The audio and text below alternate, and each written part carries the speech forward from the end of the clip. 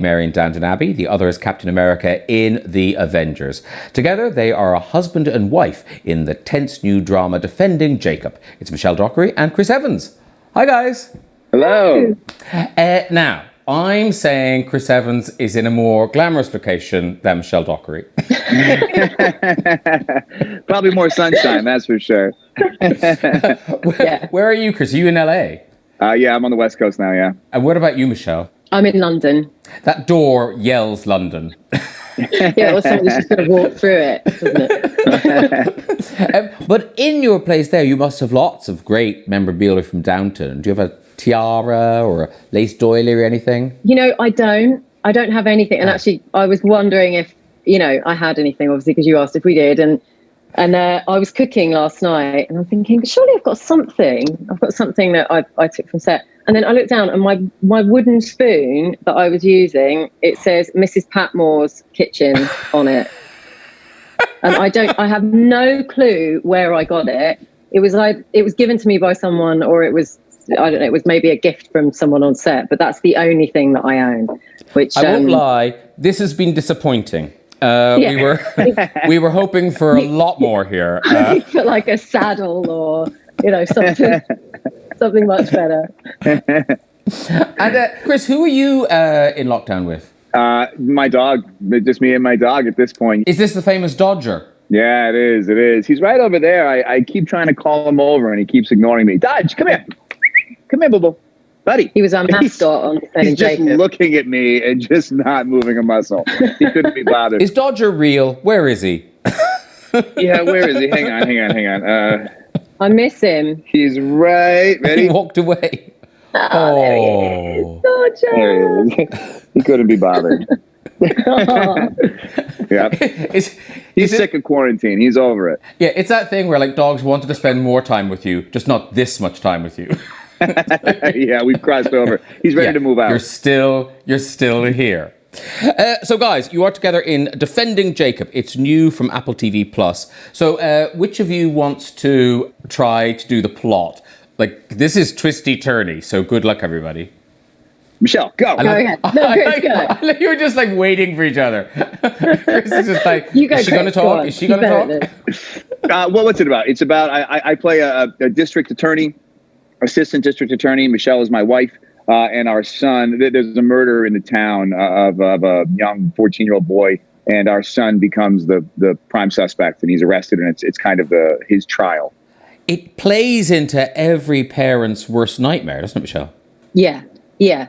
And it really, focuses more on the effects that it has on the family. It kind of is more about that than at times more than the sort of who did it aspect of this sort of crime drama. So it really sort of delves into that.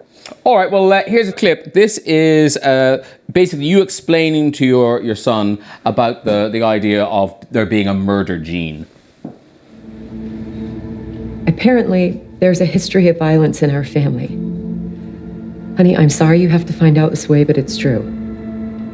Sorry about this, Joanna. This is my fault. Lori just heard about this last night. What about what? My father, your grandfather, he's in prison. He's been there for a very long time. Last time I saw him, I was 6 years old. My mother took me to see him in prison right after his arrest. You said he left when you were just a baby. That's what I told everybody growing up. It's the same lie my mother told people. Wait, you said you never knew your father. I know. I was ashamed of him. So you lied to me. So you've been lying to me. I'm so sorry, Lori. I did not tell you the whole truth. No. So good. So many twists and turns. Really excellent.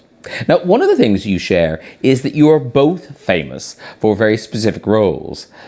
Michelle, presumably, wherever you go, people recognize you from Downton. Oh, yeah. And it's often the type of person sometimes that really surprises me. Like I was in this cab, I got into a black cab, a couple of years ago, and I remember sitting in it and there was this big, like, gangster sort of burly type driver, and we started chatting, and he said, where are you going? And we were making small talk, and then there was a bit of a pause, and And he just goes to me, "There's a real shame about your sister dying in series 3. So it's sometimes the type of person you don't quite expect. Or even royalty came to visit. We've got a picture of Kate Middleton. Oh, there yeah. she's on set. Yes. I'm sure they love Marvel too, you know, just because they're royalty sure. doesn't mean they like comic books, you know what I mean? Come on. That's Prince Harry. Yeah, He's I think- gone now. I think Michelle and I have a little bit of we have different audiences. I don't know what the Venn diagram overlap of Marvel and Downton is, but I bet it's small. And Chris, is Captain America definitely done? Yeah, I think it's done. I mean, it was a great run, and we went out on such a high note. I mean, what are the chances to have a character span that long a time with that much of a web of stories land on its feet in the final chapter, and to go out on that note, it would be risky to revisit, in my opinion. And like I said, it was just such a good experience. I think it's better just to be left that way. Oh, but very quickly, I have to say, another movie we loved you in was, of course, Knives Out. Oh, right. That movie, I mean, it just went gangbusters, didn't it, that movie? Yeah, it did. Well, I mean, people love a good murder mystery, and it's one of those genres that I don't think has been explored as much as maybe some other genres in film. So I think people were really excited about having one done really well. And as well as the plot, you know, people loved the plot of Knives Out, they loved the characters, but they also loved the cable knit sweater. Yeah, they did. Who doesn't love a cable net?